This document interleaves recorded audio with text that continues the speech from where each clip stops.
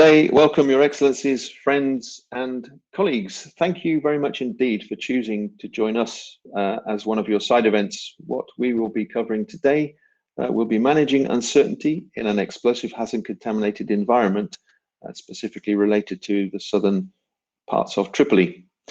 What we are planning to do is give you a virtual trip around Libya, and we have 4 guides that will help you on that journey.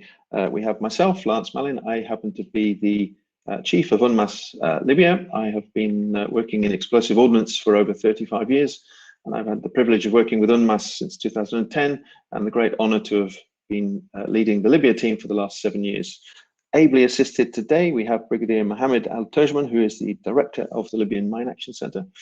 Brigadier Turjman is a professional military engineer in Libya, and he has also been the Director of the LibMAC since 2014. We also have Julie Myers, who is a UN staff member for over 18 years, the past 12 years of which she has been working with UNMAS.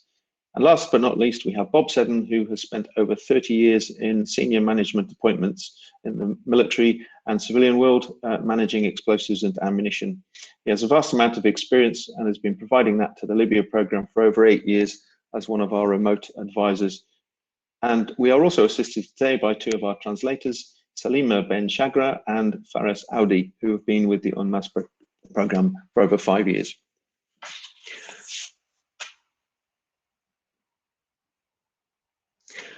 By way of an introduction, and it will be brief, I would just like to say that after the end of major combat operations in Tripoli in May of last year, what we found was that there were dozens of neighborhoods contaminated with some fairly sophisticated and also some fairly simple explosive ordnance, ranging from Booby traps, which consisted of landmines, and improvised explosive devices.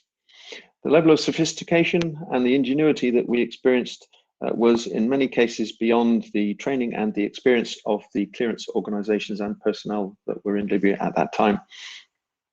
The Libyan Mine Action Center, under Brigadier T's leadership, undertook the role to lead a survey to coordinate the prioritization and the clearance of the area in order to facilitate a safe and dignified return of the tens of thousands of internally displaced people that wish to return to their homes. And unfortunately, despite a concerted effort by both the government and non-government organizations, there were casualties both amongst the clearance organizations and amongst the civilian population returning. What we saw was that there was definitely a need for dedicated resources to sustain the existing operation in clearance, and also this needs to be scaled up because it is a huge task that needs to be maintained and continued. And with the ceasefire agreement still holding, it's very important that we build on that success. The agenda is fairly straightforward. I'm in the process of giving you a bit of an overview, but then Bob Seddon will take over and give us some more details about the actual contamination and the current situation. He will go through some of the items and circumstances that there are in Tripoli today. Brigadier Turjman will then take over and he will talk about the LibMAC response and his personal involvement in the coordination, the survey, the clearance, and also more importantly, the risk education that is needed. He will also touch upon the casualties. And then Julie will give us a bit of a summary of the impact of this clearance and this contamination on the population that is affected by it. I will then sum up with a few of the challenges and make some conclusions. So I think basically I will hand over to Bob and let you continue. Thank you very much. Over to you, Bob. Thank you, Lance. I'll start by providing an overview of the explosive threats in Libya. And from April 2018 through to May 2020, Tripoli was the focus of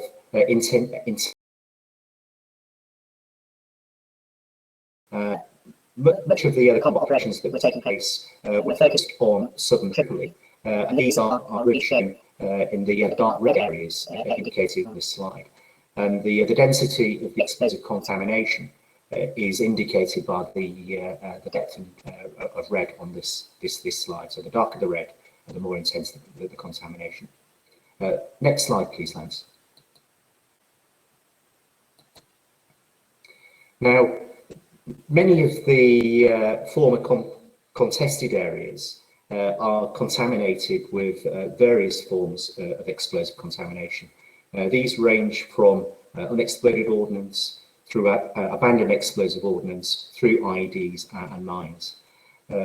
Sadly, we've seen some areas of southern Tripoli comprehensively sown with booby traps, victim-operated IEDs and anti-personnel mines. And these now pose a very significant hazard both to the Tripoli population and also those personnel involved in search and clearance operations. We've seen conventional munitions of almost every possible type used in this area. And significantly, we have seen newly introduced blast anti-tank mines, such as the TM62, and a variety of new anti-personnel mines that I'll come on to talk about. Next slide, please, Lance. Sadly, we have seen very elaborate attempts made to emplace booby traps. Now, these have proved both difficult to locate and also render safe. And I'll touch on some of the specific threat systems that we've seen. Now, there is a correlation between the use of booby traps and those areas in southern Tripoli that were contested and defended by foreign fighters.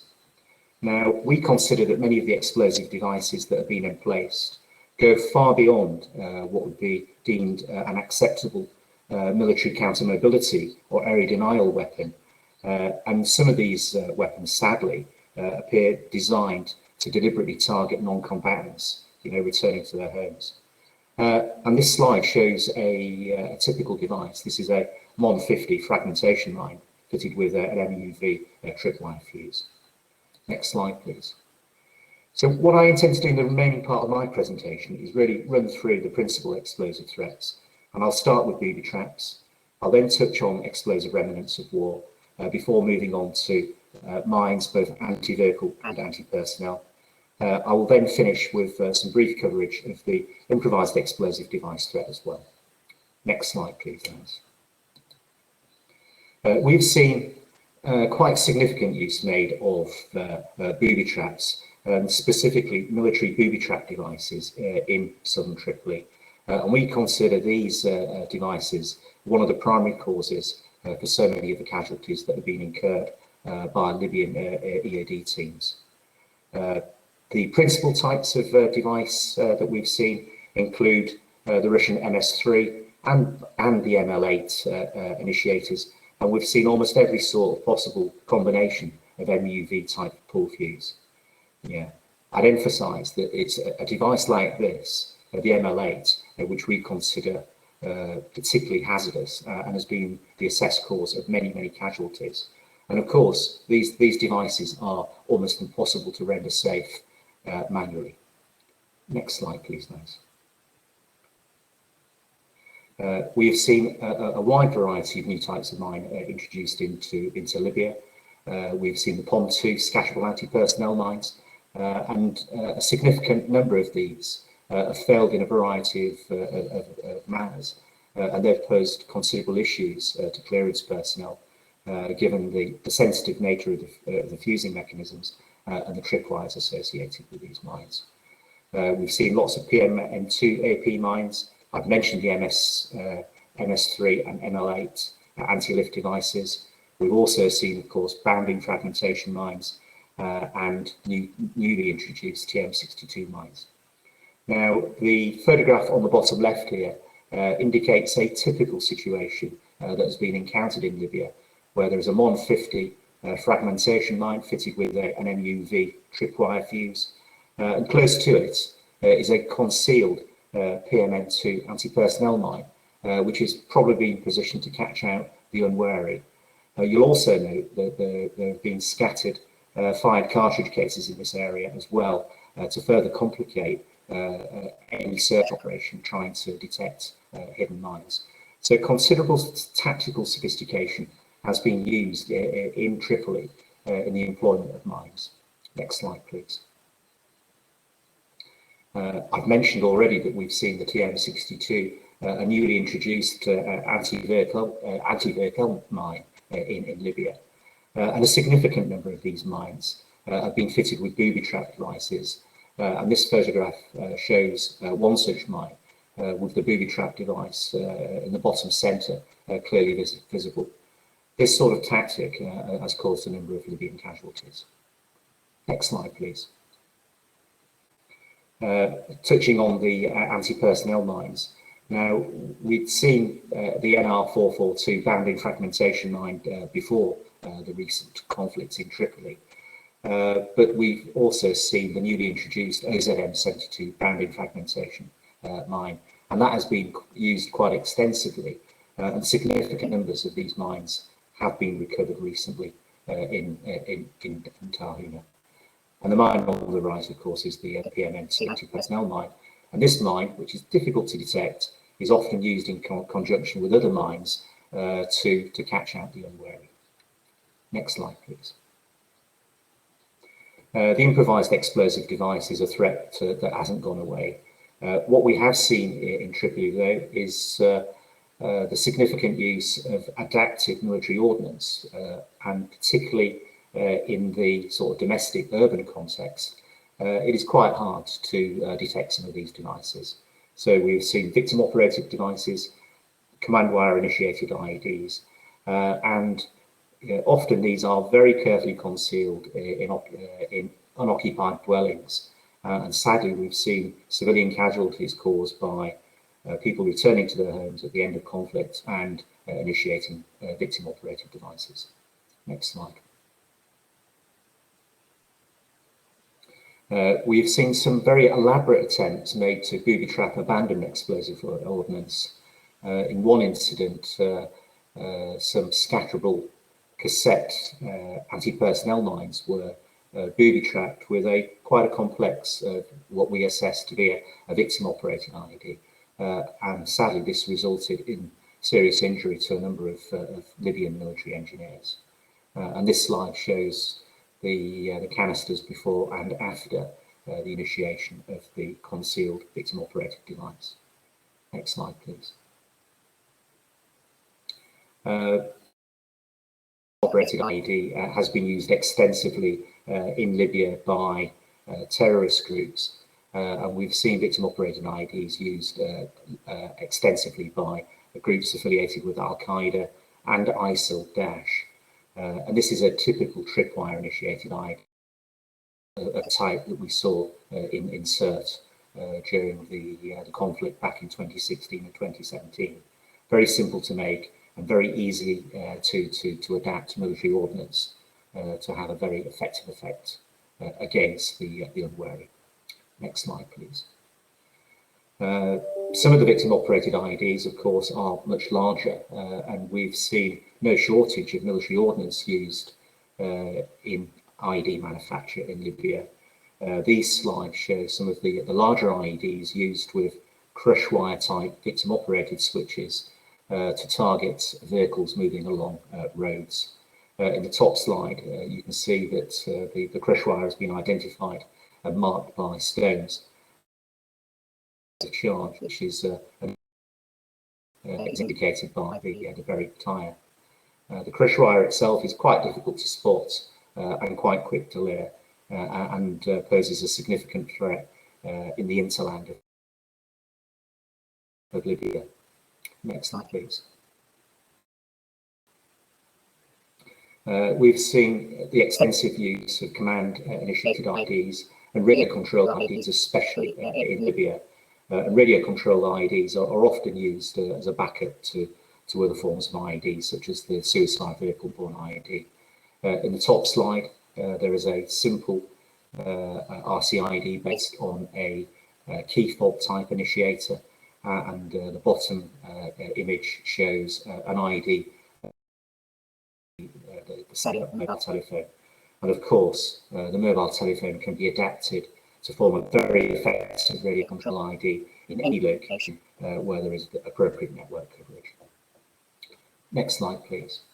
The suicide vehicle-borne IED is the weapon of choice of the major terrorist groups such as Al-Qaeda and ISIL-Daesh. This slide shows a suicide vehicle-borne IED that was recovered close to Ras Lanuf in November 2020.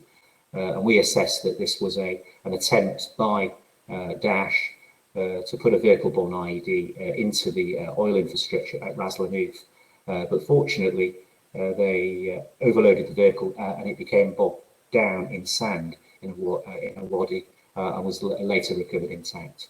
But you can see very considerable quantities of explosive used on this slide, old military ordnance. Next slide, please. The person-borne IED, of course, is still a threat, particularly in built-up areas.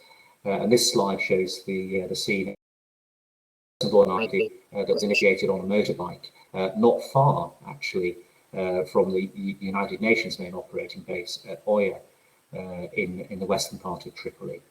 We've seen person-borne IEDs used against high-profile and high-value targets in Tripoli, and it really is the terrorists' precision-guided munition. Next slide, please. I'd now like to hand over to Brigadier General Turgeman, the Director of the Libyan Mine Action Centre, and he will talk through in more detail the coordination and response to these incidents. Brigadier Turgeman. تفضل سيدي العميد.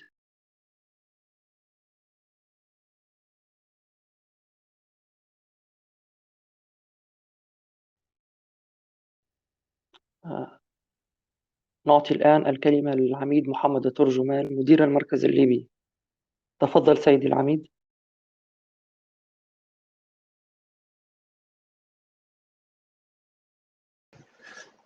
السلام عليكم.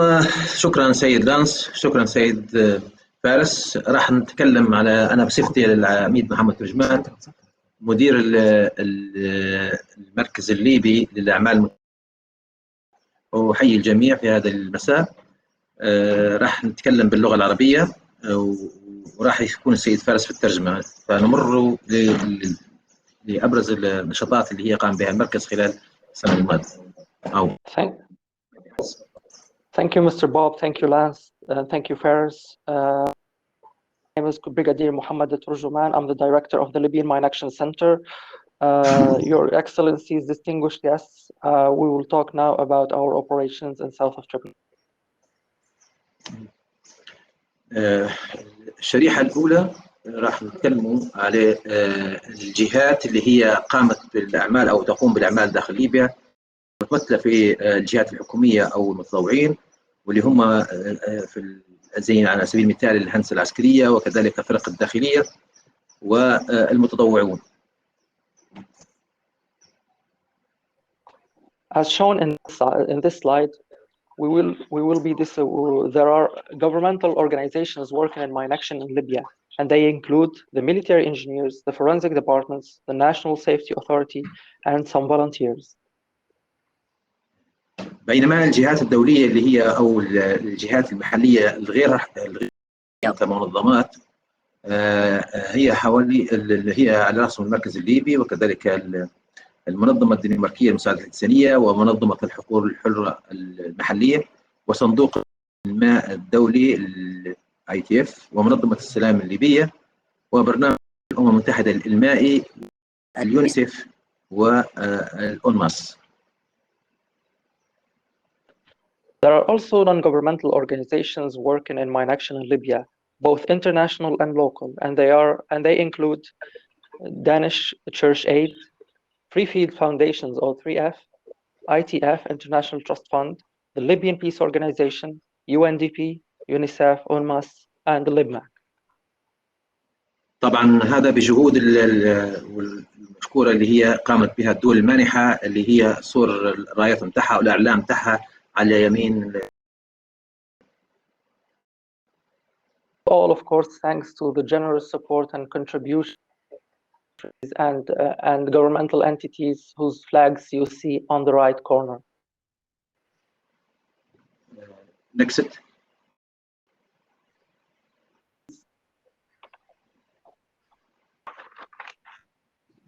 زي ما تعرفوا أنتم الصراع اللي حصل منذ شهر أبريل في 2019 وحتى منتصف شهر مايو 2020 حصلت عدة صراعات في جنوب طرابلس استمرت على مدار أكثر من حوالي 13 شهر، نتج عنها تلوث كبير من المخلفات الحرب ومؤخرا ظهور أنواع جديدة من الألغام اللي هي يتكلم عليها ربما جزء منها السيد بوب.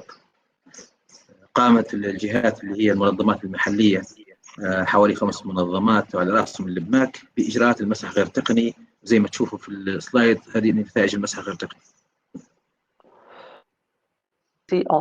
As you know, in Libya, and south of Tripoli, especially, there was a war breakout, and that resulted in a high level of contamination and the spread of new types of threats.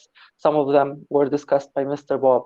Around five implementing partners were involved in non-technical surveys in these areas south of Tripoli. السلايد او الشريحه هذه تتكلم عن عمليه المسح اللي هي او عمليه اخر تحديث، ما هيش اخر تحديث، هذه كانت في مطلع او في نهايه شهر يناير 21. Kindly note that this map is not the final update of our operations, but we are showing it to prove a certain point later on the presentation. Next.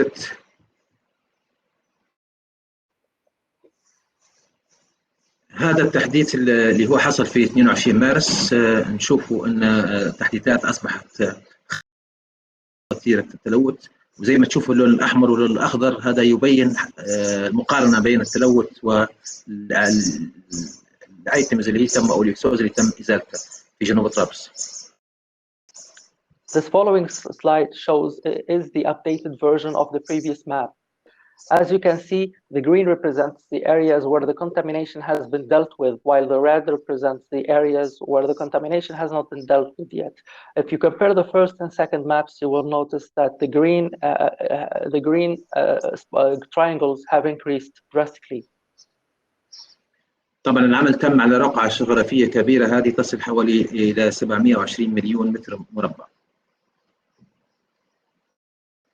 That this work covered a large and very surface area that is around 720 million square meters.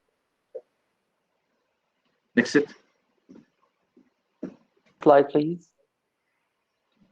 الشريحة اللي أمامكم هذه شريحة بنظر الاستجابات السريعة واللي هي بعد توقف الحرب، كان فيه استجابات أو نداءات لشركات الكهرباء أو غيرها والمياه، فكان هذا العرض لمسافة 4 كيلومتر لخطوط نقل الطاقة لإعادة الطاقة أو إعادة الكهرباء في المناطق اللي هي صارت فيها صراعات، وهذه نتائج اللي هي الأعمال حسب ما تشوفوا في السلايد.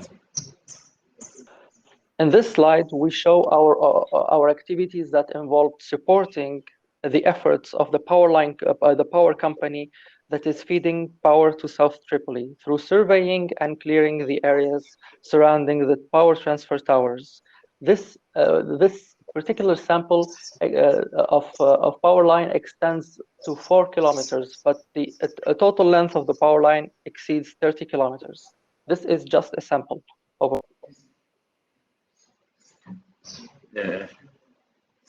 Next.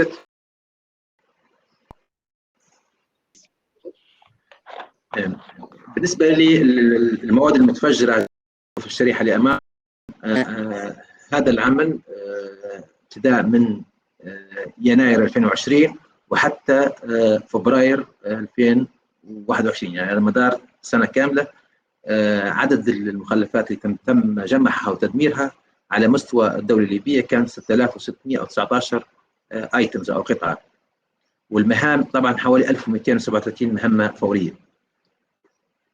بينما جنوب طرابلس تم تدمير 616 في مهمة حوالي 272 مهمة. فرق الإزالة طبعا اللي اشتغلت على هذا العمل هذه جهات حكومية وجهات.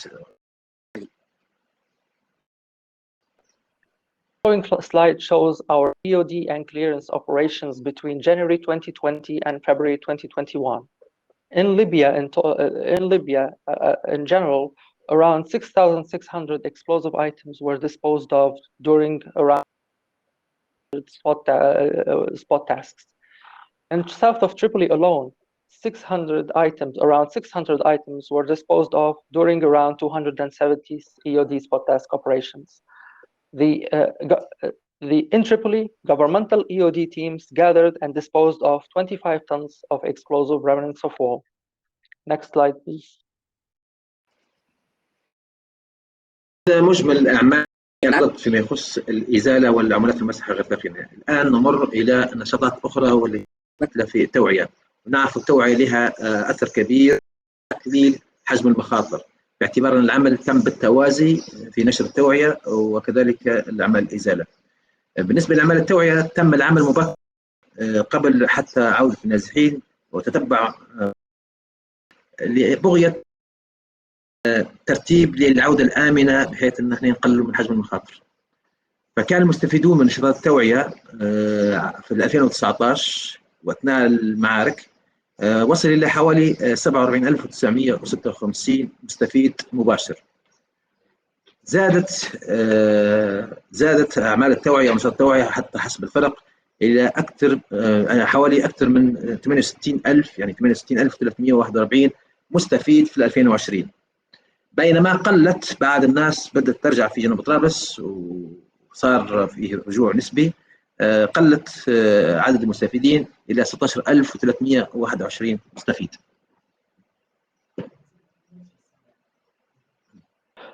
Parallel to surveying and EOD spot tasks, emergency risk education was a priority for the Libyan Mine Action Center since 2018, and tracking IDPs also was a priority. Risk education activity was conducted in collaboration with UNMAS and UNICEF through the distribution of risk education leaflet and other risk education material to IDPs wherever they are in the surrounding areas of South Tripoli before their return to ensure a safe return after the end of hostilities. The number of beneficiaries in 2019 was around 48,000. In 2020, there was an increase to 68,000. And in 2021, there was a drop to 16,000 due to the end of the conflict and the return of IDPs. Next slide, please.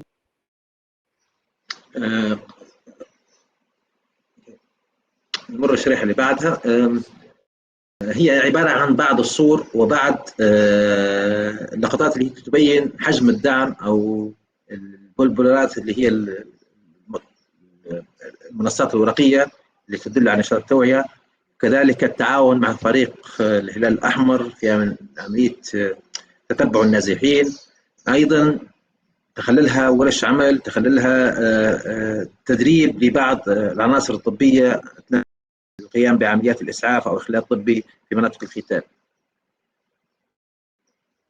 This slide shows some photos regarding risk education trainings and activities conducted by relevant partners. For example, in the bottom right corner, you see Red Crescent members distributing risk education material. On the left bottom corner, we see a training for the benefit of field doctors. On the top right corner, we see a collaboration between UNICEF and Free Field Foundations, or 3F. And on the top left corner, we see a risk education workshop delivered by LibMAC. Next slide, please.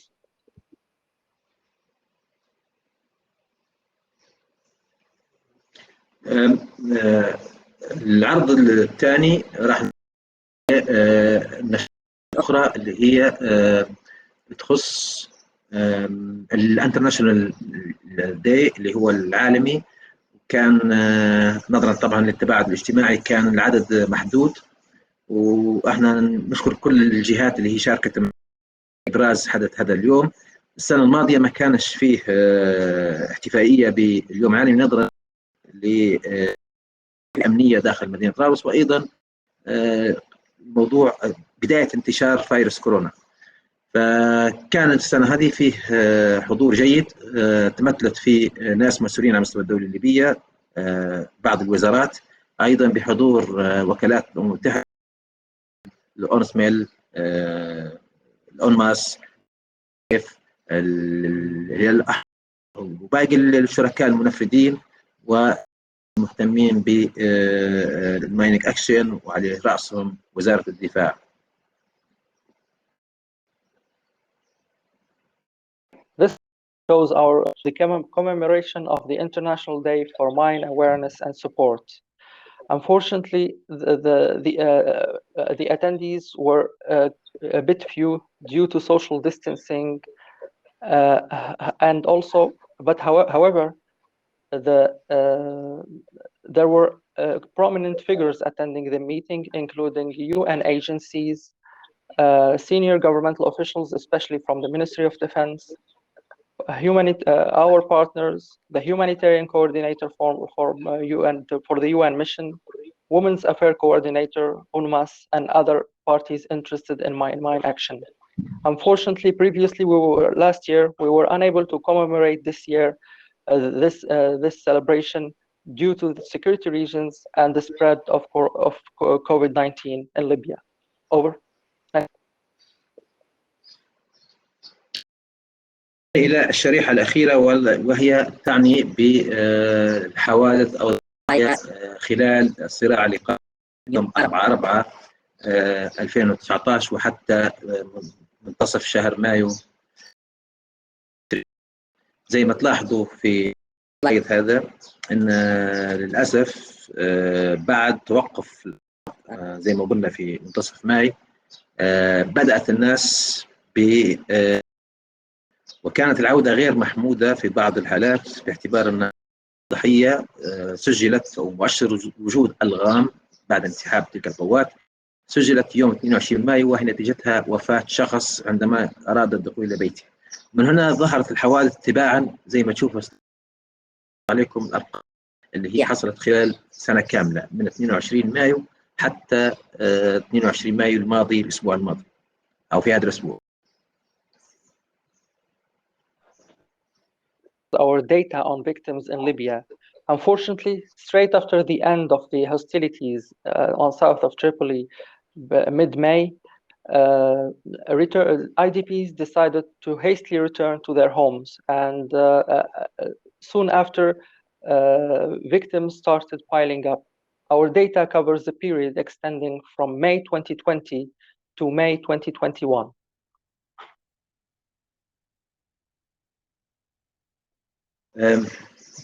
نمر للعدد. العدد طبعا اجمالي للضحايا وقاعد كل يوم يزيد عند امس للاسف انه تاخر سجل. عدد الحوادث اللي حصلت في جنوب طرابلس كانت حوالي او عدد الحوادث كانت حوالي 129 حادث. نتج عن هذه الحوادث 242 ضحيه، منهم 96 حاله للاسف انها وفاه. باقي اصابات والاصابات متفاوته، منها الاصابات الكبيره زي ما تمثل والشلل وفقدان البصر، ومنها اللي هي اعاقه كسور تعتبر حاله متوسطه، ومنهم جروح بسيطه وغير خلال ايام. لكن المجمل انه هو للاسف 146 اصابه حصلت. بالنسبه لي عمر الضحايا كان العمار فئه العمريه من 4 سنوات وحتى ما يزيد عن 70 سنه. نسبة الذكور وهي الأعلى في هذه الإحصائية كانت سجلت 233 حالة، بينما حالات الإناث 9 إناث أعمارهم في الأربعينات وحتى أطفال صغار. الضحايا من المدنيين النسبة الأعلى تشكل حوالي 70%، وصلت إلى 169 حالة بالنسبة للمدنيين. وللأسف ضحايا من خبراء باعتبار أن الألغام الموجودة جنوب طرابلس ألغام مستحدثة يشهدها الليبيون من قبل أو لم تكن في ترسانة أو مخازن الدولة الليبية سواء كان بعد 2011 أو قبل 2011. فهذه ألغام مستحدثة المعرفة بها شبه معدومة. نظام العمل فيها يختلف من لغة إلى آخر. فيها نظام اللي هو daily destruction، أيضا الغام مزودة بأسلحة، فشيء نظام الاي دي دي بينما هي الغام نظامية وصارت كوارث فيها وممكن العالم تابعه وشاف. وهذا اللي خلى سبب ارتفاع حالات الخبراء المختصين في هذا المجال وصلوا لحوالي 73 حالة تشكل 30%. لما جنوب طرابلس طبعا هو احنا هذا الموضوع يخص اغلب المناطق الليبيه، لكن خلينا الحوادث اللي حصلت في طرابلس او الاصابات اللي صارت في طرابلس سجلت 203 حالات، يعني 200 حوالي 200 حاله. يعني حوالي بنسبة 70%، أغلبها في جنوب طرابلس، الباقي متوزعة على بعض القنوات الأخرى اللي هي مذكورة أسفل السلايد.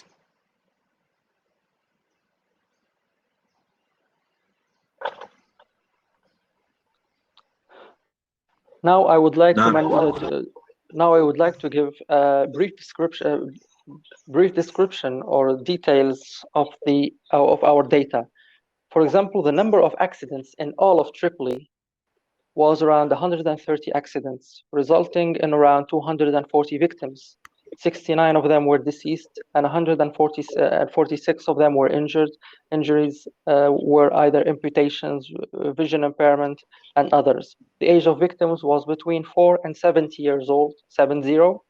Male victims represented the vast majority. Females represented, civilians represented 70% of victims. Mine action operators represented 30% due to the presence of novel IEDs that were mainly mines and ammunitions that were booby-trapped and prepared and turned into IEDs. And south of Tripoli alone, since we are discussing south of Tripoli, the number of victims was around 203 victims of the total number, 203, which means that more than 70% of the total number of victims in Libya happened in south of Tripoli. Over. Next. العروض اللي خاصة بجنوب طرابلس، وكان هذا موضوع حديثنا عليه جنوب طرابلس. وشكرا كل اللي كان في الاستماع وتابعنا المساء. ايضا شكرا للسيد كان ينسق لهذا اللقاء. اترك لكم الكلمة. الله وبركاته. تحياتي للجميع.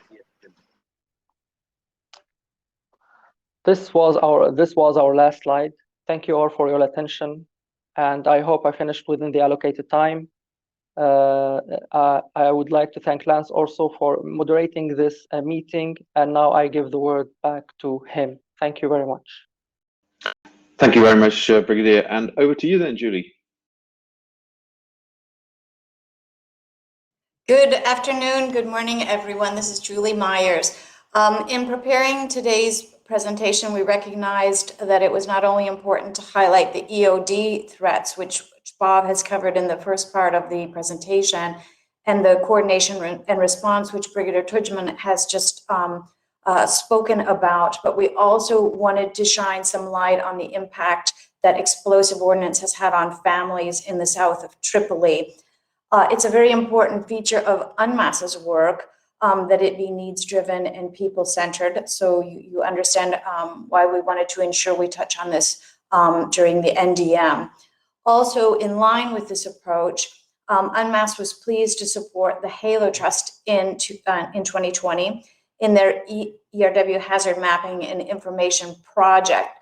And as you're going to see in the following slides, the HALO Trust, with the support of other donors, separate from UNMAS, was able to capitalize on the information and data that they have, as well as their operations on the ground, to develop a socio-economic assessment for the south of Tripoli. And we want to take this opportunity, the NDM, because it provides the platform to share best practices, and we feel that the work that was done for the socio-economic impact assessment is a best practice example that merits being highlighted during this forum. Now, in the plenary session earlier today, some of the other organizations were highlighting very detailed information. Some of the speakers touched on how they organize their community engagement work and risk education and this type of thing. Now, for the next few minutes that we have during today's briefing, we're not going to take a deep dive into the socioeconomic assessment, but but certainly what we do want to do is highlight some of the key findings that came from the work that the HALO Trust has undertaken. As you see there on the left-hand side of the slide, the socio-economic assessment was done between late September and early January of this year. And it was done for the south of Tripoli. And the goal of it was to establish an accurate picture of the humanitarian and socio-economic situation along the former front lines. It was meant to inform certainly HALO's programming and to make information available to other humanitarian actors as well. And one of the things that it's critically important to highlight in this particular work is that they developed this survey with feedback from the Libya protection sector coordinators, so they could ensure that the survey questions would then be suitable to assess wider humanitarian needs, and that the data collected would be useful for the wider protection sector, which is indeed critical. Now, what you see is that the survey was quite comprehensive. It reached over 900 individuals who filled out the quantitative household surveys. In addition to those, you see that they undertook key informant interviews and some biological interviews as well. And as you get into the study, which again, we don't have time to cover in the scope of today's side event, but what you will see are these very, very rich sketches from the individuals they interviewed that really drive home the precise points that the data illustrates. Next slide, please. So some key findings there. It was very difficult, of course, to just select 7 key points because the report provides very succinct, disaggregated data to arrive at these. So you can understand clearly households from different areas, male, female, the gendered approach of some of the aspects in the socioeconomic study that they were looking at. So what I've selected are a few key points here. And Brigadier Tridgman has pointed out the first one, that people were quick to return home in the most heavily contaminated areas. And those were shown on the map when Bob started today's side event, and then just in the slide previously, which would be Abu Salim and Ain Zara. And they were quick to return home, which of course resulted in the spike of accidents. And that was certainly despite best efforts of all the partners to try to provide adequate warnings and risk education. Over half of the respondents were aware of the mines. And when we consider the scope of what happened in the crisis, it certainly was not on international media every day, but it was tragic in every respect because displacement numbers exceeded 200,000 people from this area, most of which stayed in safer areas of Tripoli, but all the same, we're talking about a very, very large IDP segment. And so although they knew about mines, the pressure, various pressures which are touched on in the assessment certainly drove certain people to move back to their areas of former residence prematurely and the casualties.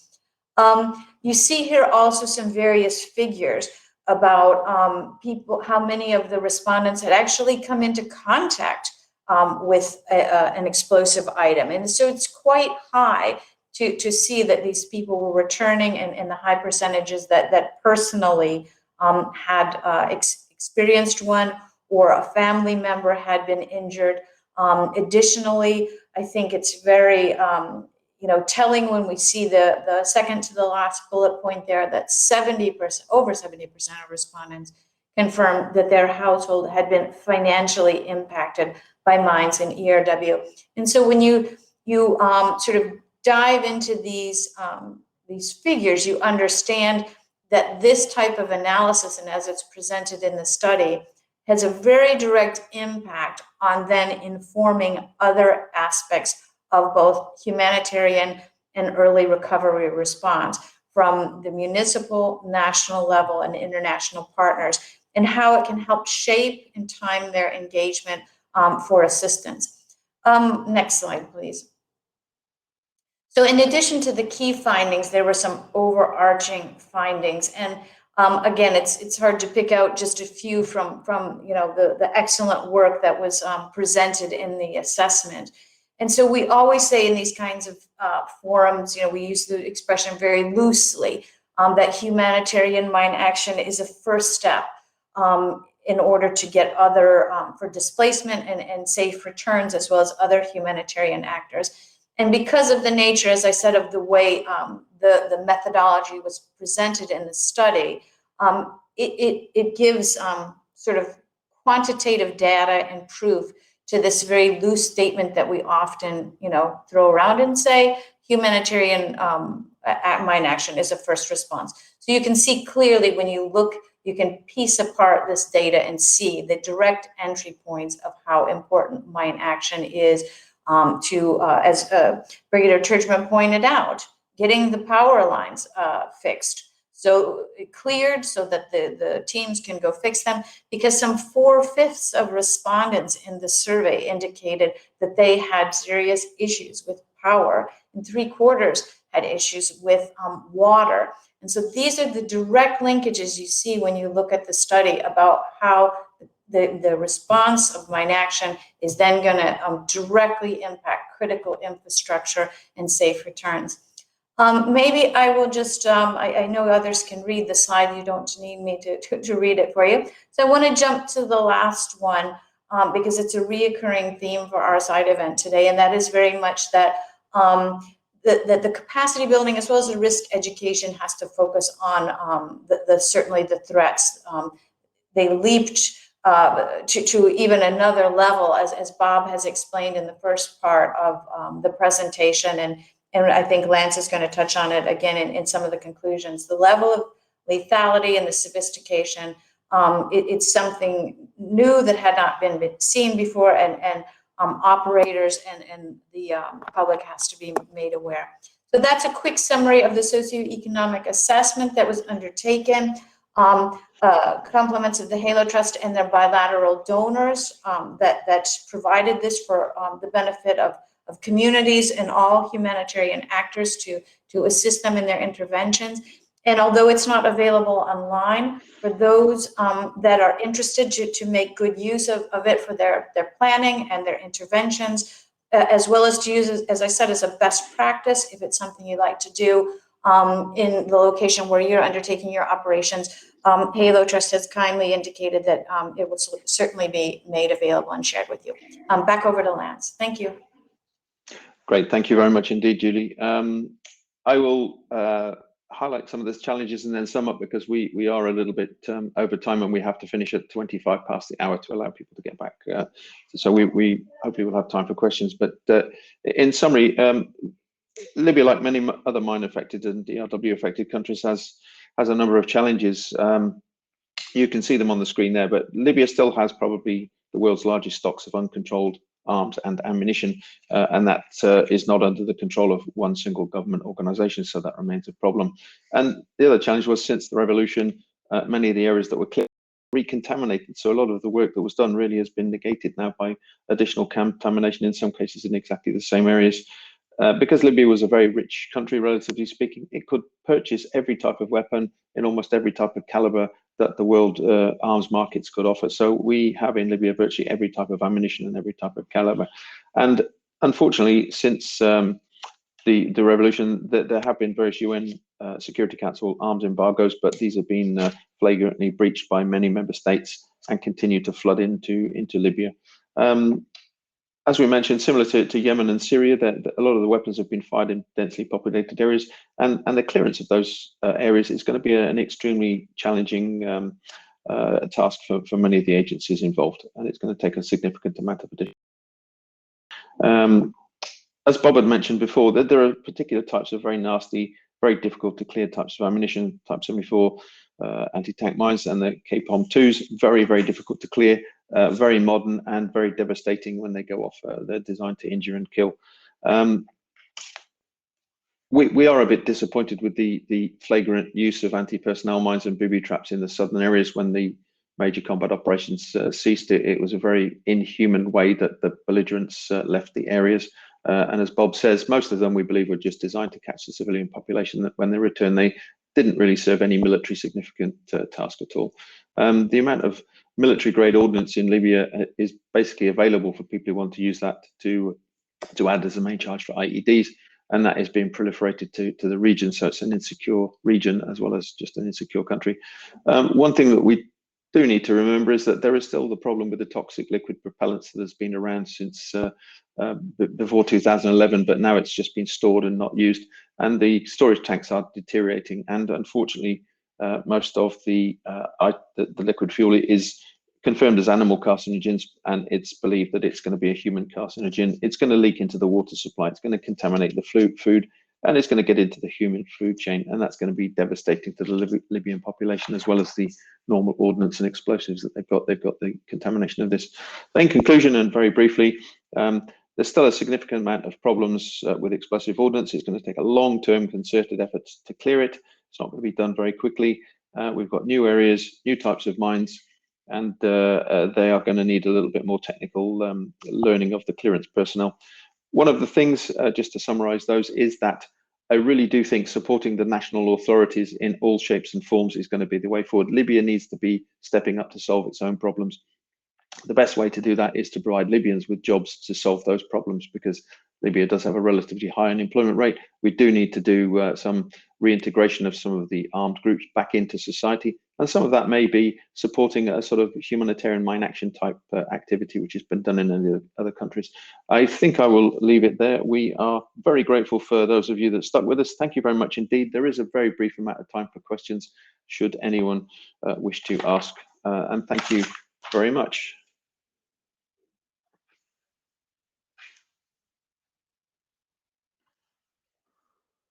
Right, I will stop sharing that. Put that on. So I'm not sure if there are any questions. I'm not sure it works, but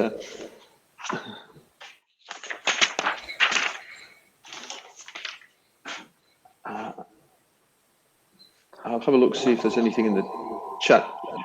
I'm reading a question from Rula, I think, and she says, could Brigadier Turjman and UNMAS colleagues kindly advise whether there has been cluster munitions contamination or clearance operations conducted in the south of Tripoli as a result of the 2019 conflict? Thanks.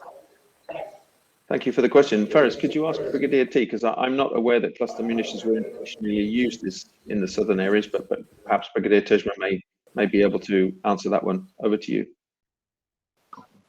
سيدي العميد، هناك سؤال من رولا داود تسأل هل بإمكان العميد ترجمان أو زملائنا في الأنمس أن يشيروا إلينا إذا ما كان هناك تلوث بالذخائر العنقودية أو حصول أعمال أو تنفيذ أعمال إزالة في جنوب طرابلس نتيجة الصراع الذي حصل في 2019. شكرا. شكرا على السؤال. استعمال القنابل العنقودية صحيح حصل استعمال القنابل العنقودية في 2019 أو في أعتقد في شهر يوليو وفي شهر آخر سنة 2019 في شهر ديسمبر. فالمناطق هي مناطق تقريبا العجزية وحوالين مطار طرابلس تم رصدهن في تلك الفترة، وهي قنابل اللي هي القديمة اسمها RPK، هي صناعة روسية، عبارة عن حواضن تلقى من الطيران زنت 250 كيلوغرام.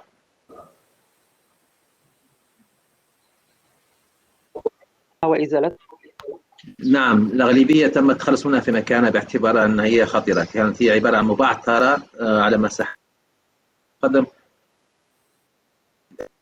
نعم بالأرض، جزء منها انفجر وجزء منها لم ينفجر باعتبارها هي قديمة بعض الشيء، يعود سنة 1960 تقريبا.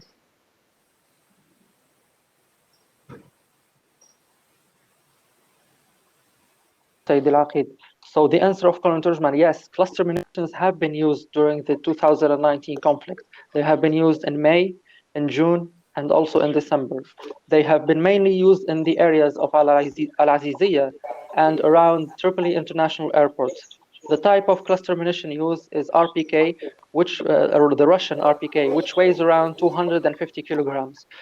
These cluster munitions have been disposed of on the spot, And these cluster munitions usually spread in an area the size of a football field. But since they are very dangerous, they have been disposed of on the spot. Thank you.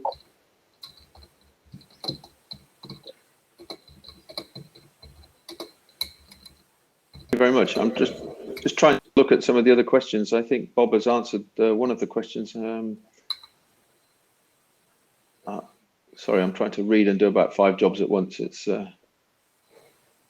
taxing my advanced age at the moment. There's one question from Radwa about, it says, thank you very much, very insightful. Could, she says Colonel Terjman, but he's actually a brigadier, as well as Lance, elaborate on the challenges faced by humanitarian NGOs engaged in clearance of IEDs, or who may have to deal with them, and also how is the current national standard for framework going? Radwa, if you're on the call, I can say that IEDs, the specific subject of IEDs, it's been decided that they will only be dealt with by national authorities. They will not be dealt with by NGOs. And so basically, if the NGOs come across an IED, they have to report it to the national authorities, who will then task a government organization to deal with either the military engineers or the police tactical bomb squads. So at the moment, NGOs do not deal with IEDs, so it's not an issue. Over.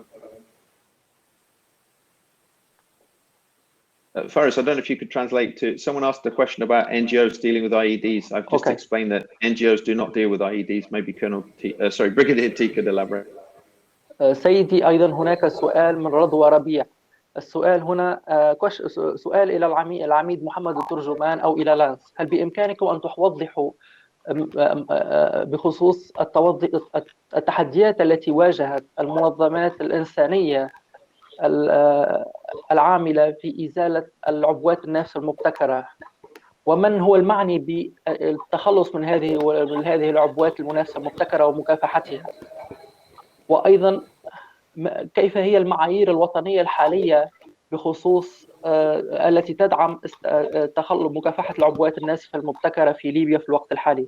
أجاب السيد ناصر بالقول أنه المنظمات الإنسانية ليست معنية بالعمل على إزالة العبوات الناسفة المبتكرة، وقال لها أنه عندما تجد هذه المنظمات عبوة ناسفة مبتكرة فإن عليها إعلام السلطات الوطنية والهيئات الحكومية بهذا الأمر، لأنها هي تلك هذه الهيئات الحكومية هي تلك المعنية بالتخلص من العبوات الناسفة المبتكرة. هل لديك سيدي ما تضيف هنا؟ تكملة على ما ذكر لانس، وفعلا هي هذه الإجابة، لكن أنا شوية إضافة أذكر ويذكر سيد لانس يذكر البعض اللي هو كان مشترك معنا في أحد في تونس في 2018 كدعم خاص بالتدريب على الIDD، وطلب منا من هي الجهات اللي هي تعنى بهذا التدريب، فكان المقترح أنه هو منظمات، ولكن احنا طلبنا أنه إعفاء المنظمات من هذه المهمة باعتبار المنظمات يشتغلوا معها شباب لا ينطبق عليهم القانون العسكري أو يكونوا تحت ضغط، وبالتالي أسندت هذه المهام أو التدريب إلى الجهات المعنية الحكومية المتمثلة في وزارتي الدفاع والداخلية، وهم من يقومون بالتعامل مع المفخخات أو الIDDs، بينما المنظمات تحت أو الاستكشاف هم بس عبارة عن يرصد تلك الحالات ويتم إبلاغها وإحالة كل الأعمال هذه إلى الجهات الحكومية، والجهات الحكومية طبعا عندها سيستم معين تشتغل به بعيد على standards.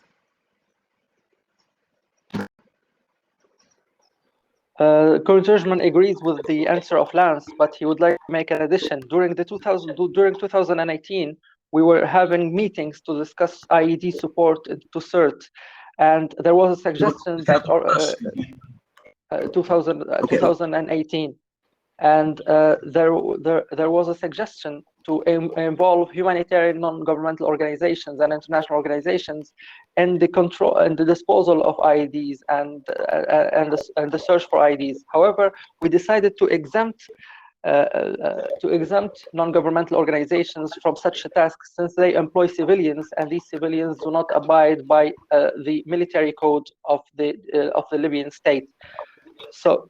So NGOs only should spot and report IEDs if they find them, and the Ministry of Defense and the Ministry of Interior are the entities that are involved in the disposal and the search for IEDs.